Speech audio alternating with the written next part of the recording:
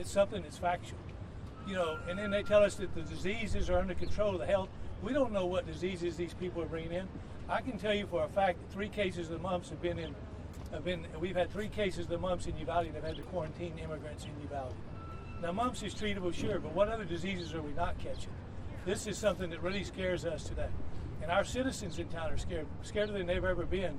And what worries me is it going to take a citizen to be killed, or an immigrant to be killed, or several of them to be killed to get Congress's attention or the nation's attention.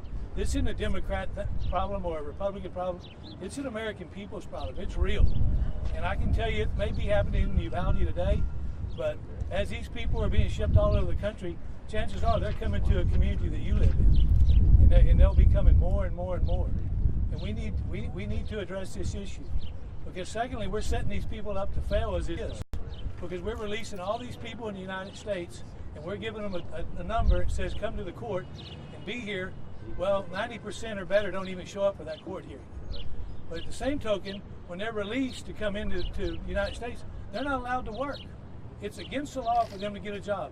They have to be on that deal for 18 months before they can do it, and then they have to apply for a work visa. So we're setting these people up to fail from the start. So I do appreciate the time, and thank you. Thank you, Mayor. Thanks for being here today. The good news is we're past the point in our nation that we are calling this a manufactured crisis. The bad news is that we're not doing anything about it. And indeed, this is both a criminal crisis, it's a national security crisis, it's a humanitarian crisis, and it's really past time for us to act on it. The time for faux compassion really is over. It's really time to see action done in this House on this issue. I live in South Texas. I represent 27th Congressional District of Texas, and through our district runs 2 highways which have been dubbed by local law enforcement the Fatal Funnel. It's called the Fatal Funnel because that's often where we find illicit drug trafficking, we find human smuggling, we find all this illicit activity driven by cartels coming up through 2 major highways that intersect in my town of Victoria, Texas, travel up through Houston and go throughout our country. We have let criminal cartels act at their will for far too long. They have no regard for human life. They completely disregard human life. They don't care about us, and they have complete operational control along the southern side of the border. I was in Mexico in the border just a couple weeks ago, and toured with Hector Garza, who is stuck at the airport at the moment. But we were down by the river, and when you stand on the riverbanks with the worn paths and hear from the boots on the ground about the tracer rounds being fired from Mexico over American territory, or the lady in the trailer house who was hit with a .50 caliber round who had to be taken to the hospital. These are the kind of stories that unfortunately aren't making to the news, but are the daily lives of what our Border Patrol are living with each and every day. And I was there 6 months ago when it was just thousands and coming across the border, and I asked them, I said, what's the next win for you? What's the next win?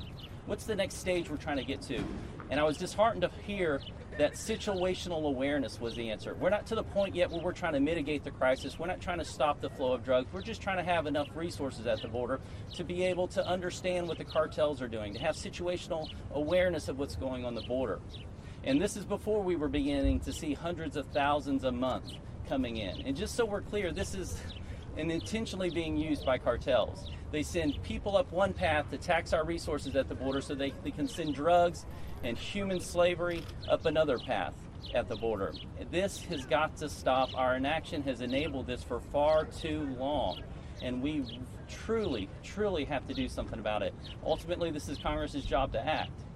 We have to see action on this. We have to let this idea that lawlessness is compassion go.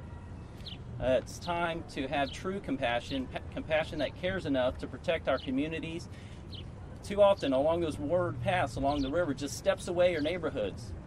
They're affected by these communities. And of course, up the highways and communities throughout our nation, if we could flip a switch and fix the problem now, it's probably true that for decades we wouldn't understand the effect that the last several months have had on our country. We have got to act.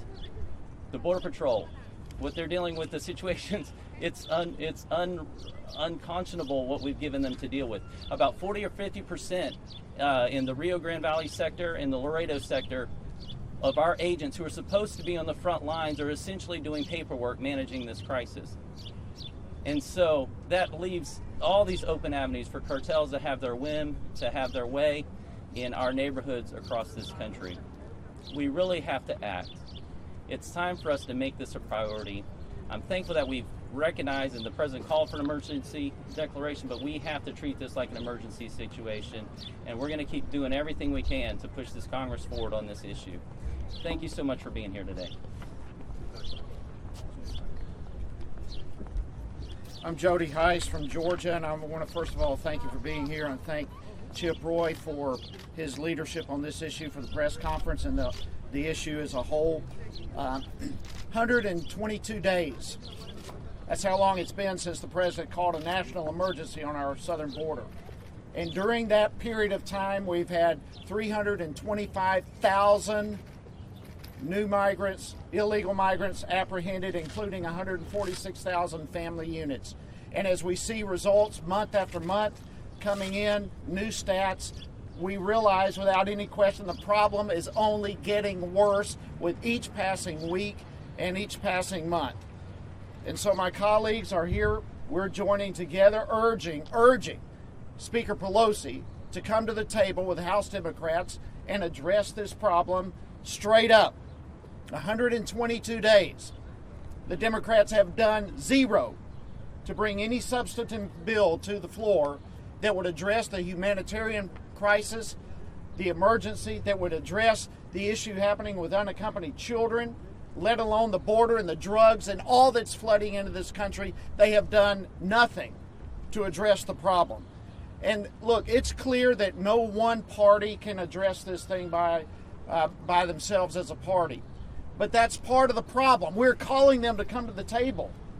If there's one thing the American people see and are sick of, is that this hyper-partisanship environment that we are currently living in is destructive to the good of our country.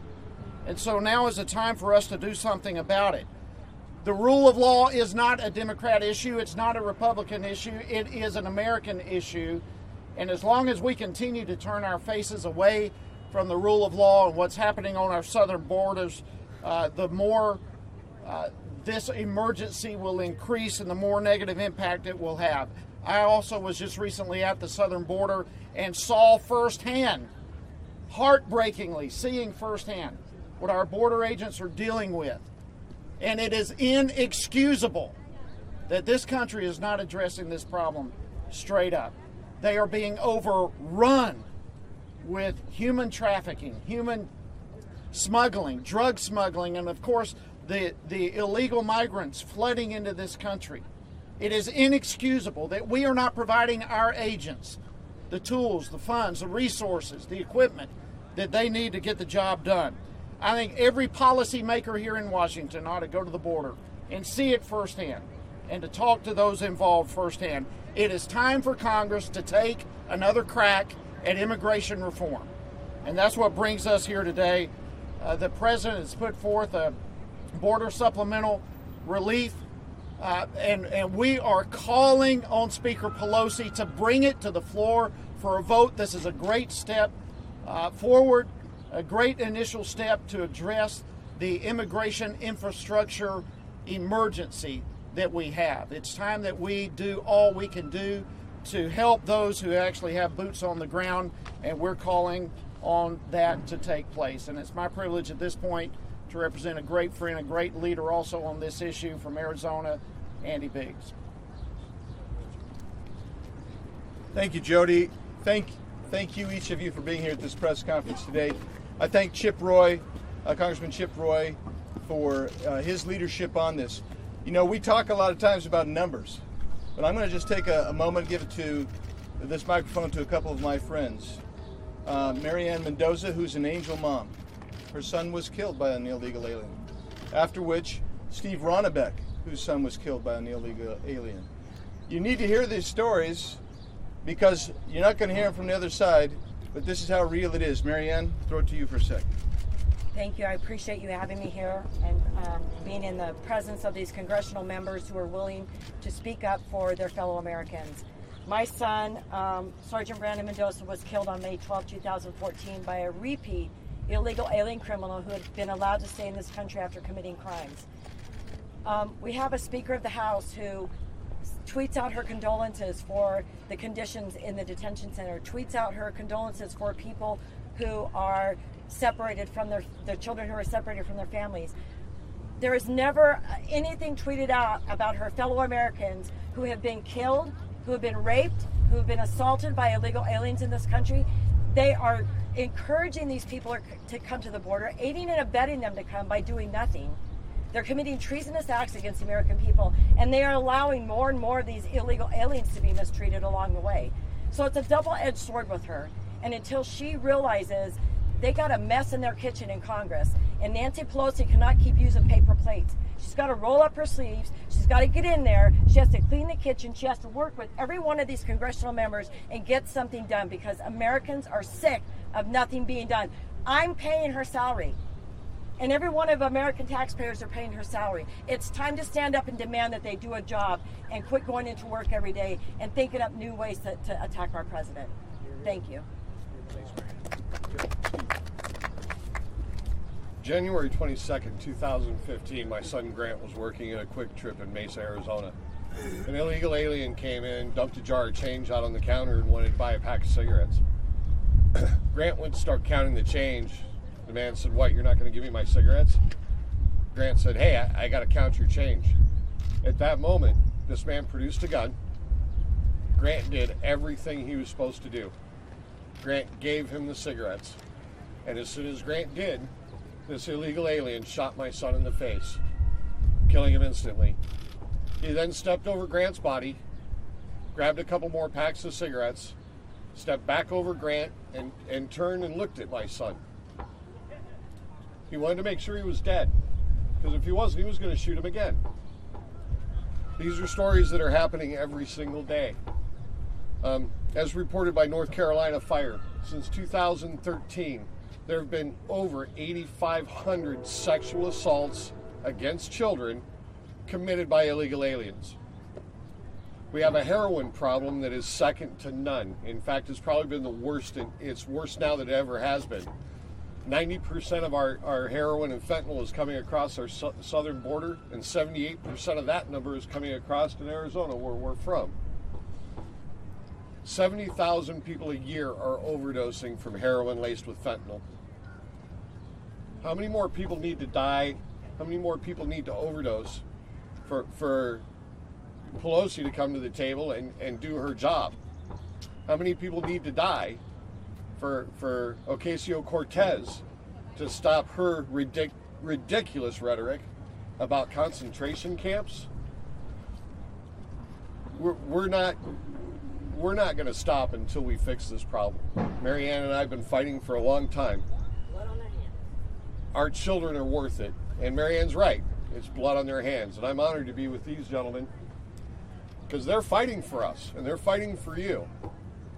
You know, I made a promise right after Grant died that I was going to keep fighting for Grant, fighting for the American people. And what the American people don't understand is it's going to happen to them or to somebody they know at this point, with so many people coming across our border. It's got to stop. We have to do something to stop the border. And if the Democrats want to have so much contempt for our president that they won't come to the table, well, then guess what? I've got contempt for them. Thank you. Thank you, Steve and Marianne. Appreciate your sharing your poignant stories and very real incidents of what happened. And I'm going to cover a few points before I stop. The first point is one of our colleagues referred to detention facilities today or yesterday as being like concentration camps. That really denigrates, because it inflames. It's a referral back to, of course, the Holocaust and what so many people went through, and were this genocide that went on in Nazi Germany. It is the same mindset that says that they should eliminate ICE. This is ridiculous. It's deplorable. It's more than ridiculous. It's outrageous. It is sick. I mean, the reality is we have detention facilities designed for 4,000 people under Border Patrol's control, but they have 19,000 people there. Why do they have 19,000 people? Because people like Representative Ocasio-Cortez refuses to acknowledge the problem and help us fund this by bringing a supplemental to the floor to pay for humanitarian aid and detention facility beds, along with other things. This is what the president asked for. He asked for money for humanitarian aid. If you got a problem with humanitarian aid, then admit it and quit saying that it's somebody else's fault that you don't like the conditions on the border.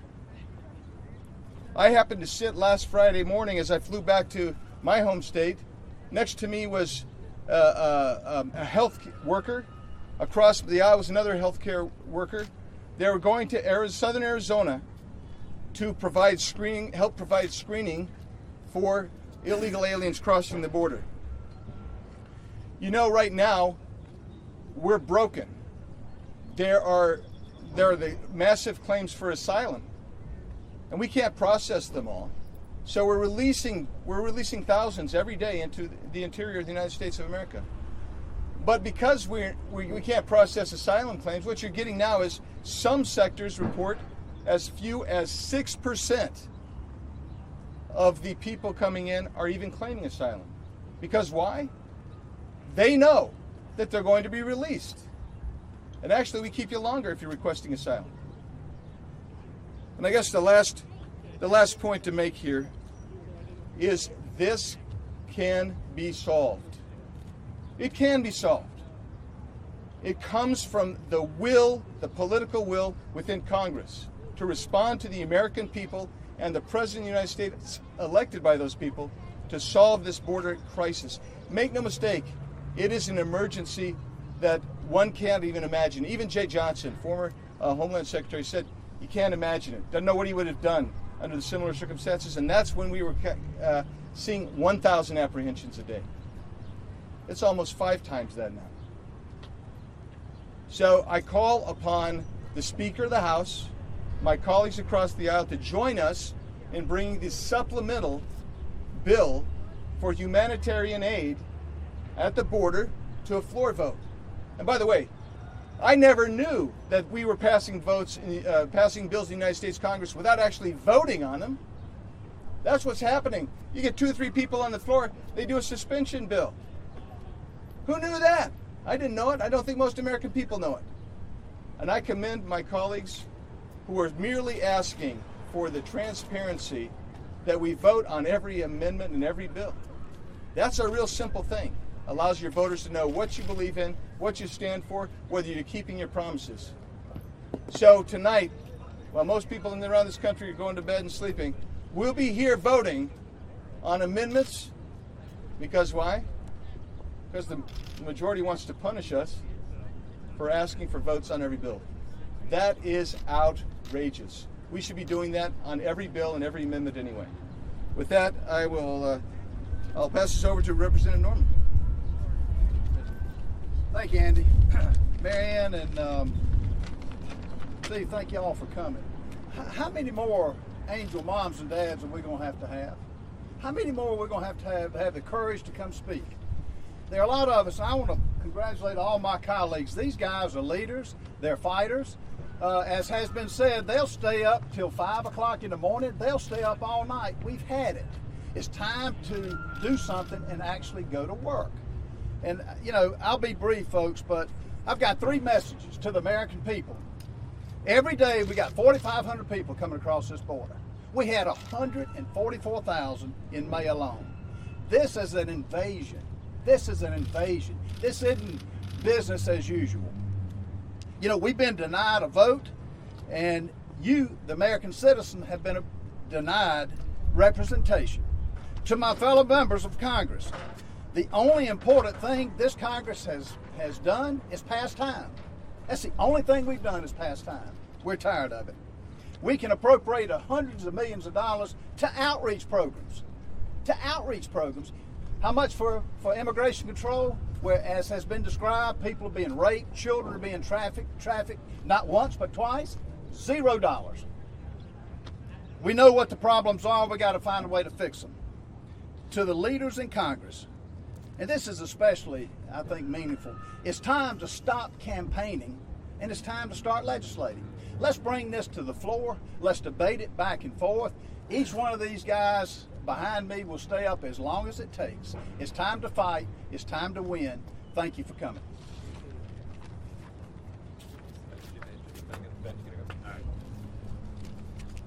Ben Cline from the 6th District of Virginia. I'll be brief because I think Marianne and Steve said it best, but also because it's hot out here. And although it is hot out here today, it is nothing compared to what these migrant families are dealing with at the border right now.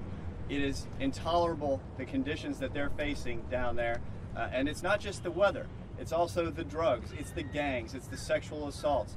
It is that journey that without resources at the border to help when they get there, they're not going to make it. We've got 7,000 unaccompanied minors last month alone crossing the border. We've got 500,000 during this fiscal year already making it across the border. We're on track for 1 million making it across the border this year. That's unheard of. And they're not just able-bodied working adults anymore. These are small children who cannot make this journey. It is a treacherous journey.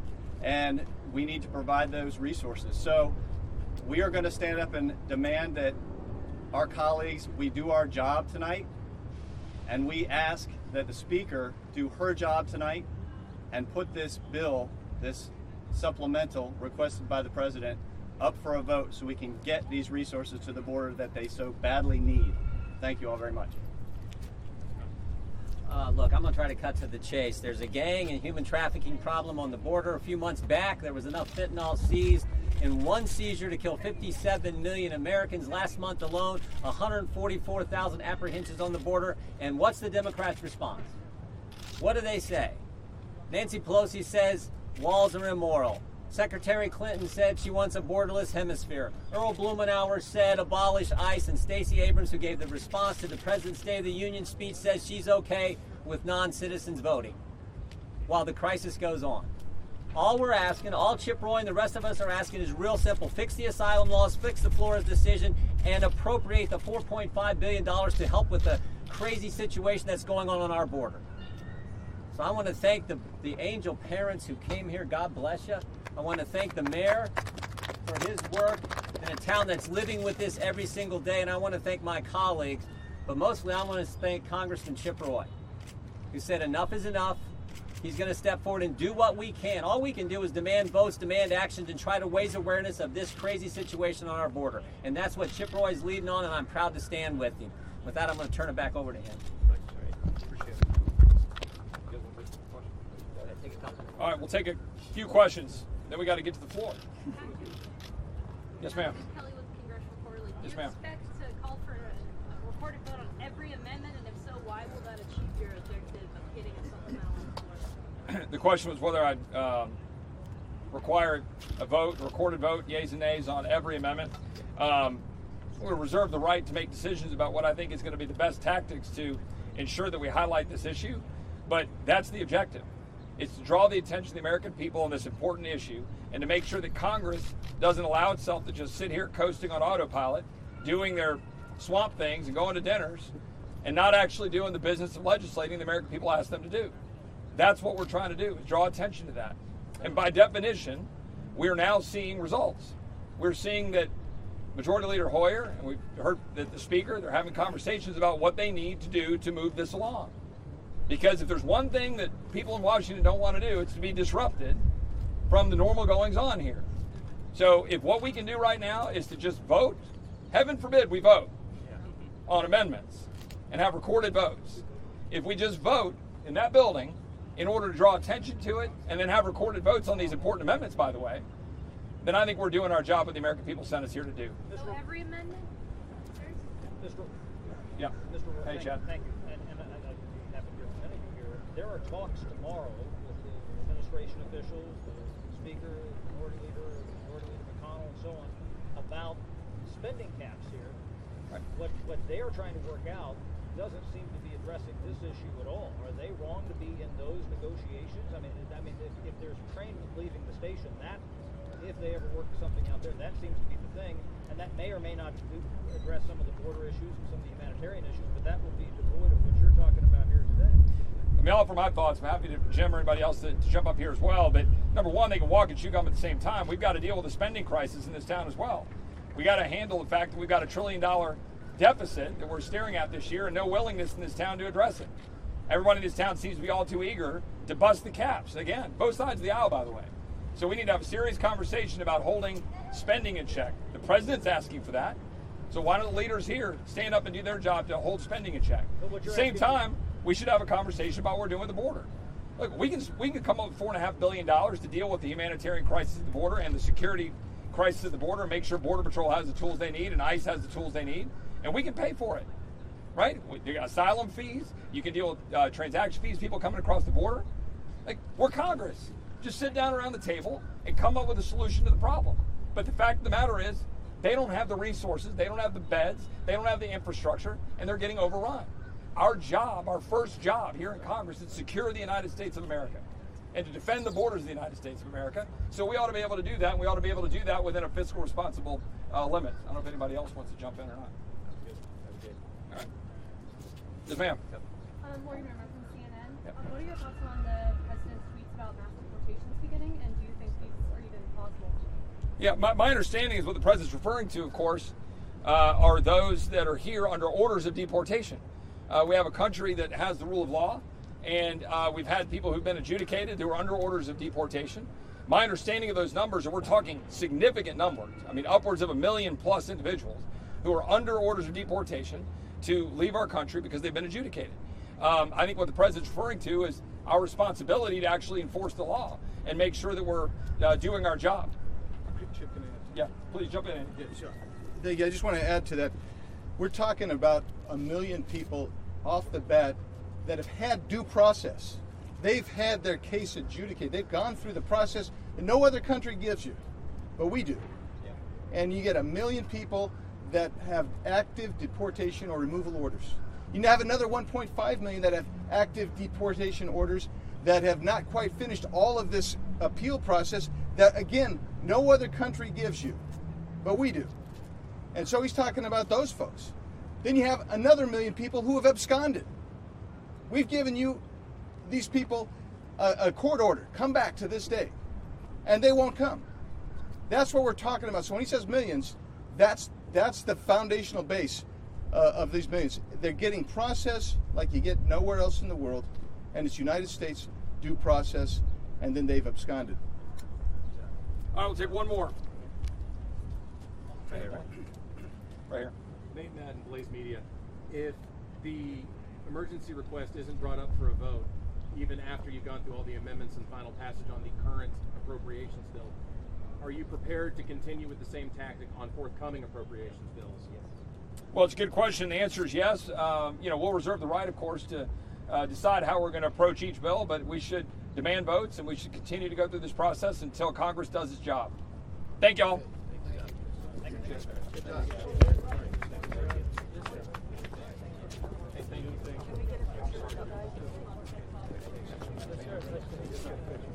Morning. Yep. Yep.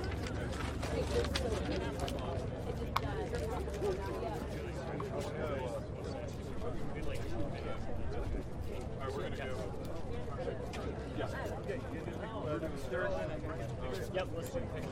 That's radio. That's radio. Okay, we're getting a picture real quick. Chip? Yeah. Chip, we got time for a picture. Yeah. That's right quick.